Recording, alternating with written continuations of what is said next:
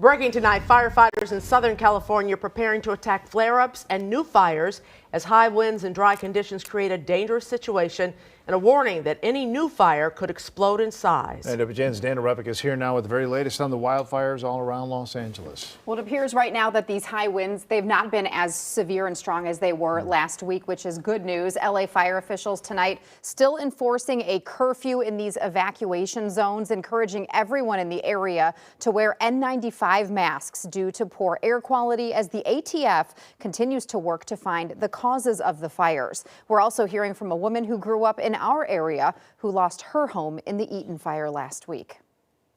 As I was sitting in safety and went to sleep and then woke up and texted my neighbors, and that's when I found out that my house was gone. Megan Karterzian, who grew up in Evanston and moved to Southern California in 2007, lost her home in Altadena last week. She and her 2 children evacuated on Tuesday. Packed the basic papers and a few important things, but that's it. And I left and saw the fire getting worse and worse and worse. My daughter's Girl Scout troop, 5 out of 12 of the girls don't have homes anymore.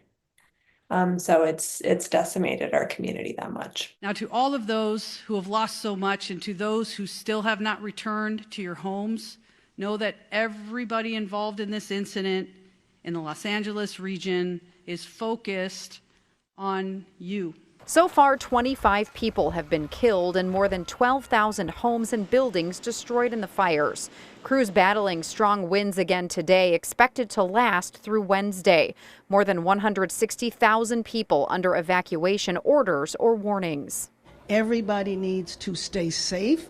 Please, please, please listen to instructions. If you are told that you are in a warning zone, it would be advised that you actually take that opportunity to leave. Our deputies very heroically saved many people's lives, and they had to rescue people, and a lot of the people that were rescuing who waited till the last minute to leave the order or the evacuation order, many of them had significant burns on them. Megan Karterzian staying with loved ones in Santa Barbara. The Chicago area native who runs a nonprofit called Door of Hope, now in the shoes of so many of her clients. I'm homeless, right? I help unhoused families. Now I'm unhoused. The homelessness crisis was already out of control in California. Everyone across the country knows that. This is going to make it worse.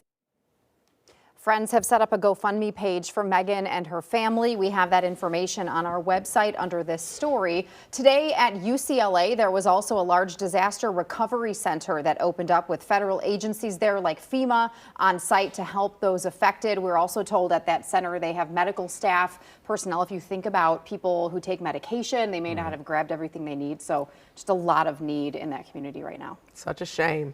Thank you, Dana. WGN TV's parent company, Nexstar Media Group, is helping support victims of the wildfires in LA. You can be a part of the effort. Nexstar is raising funds with the Red Cross and stations across the country. To donate or find more information, scan the QR code on your screen.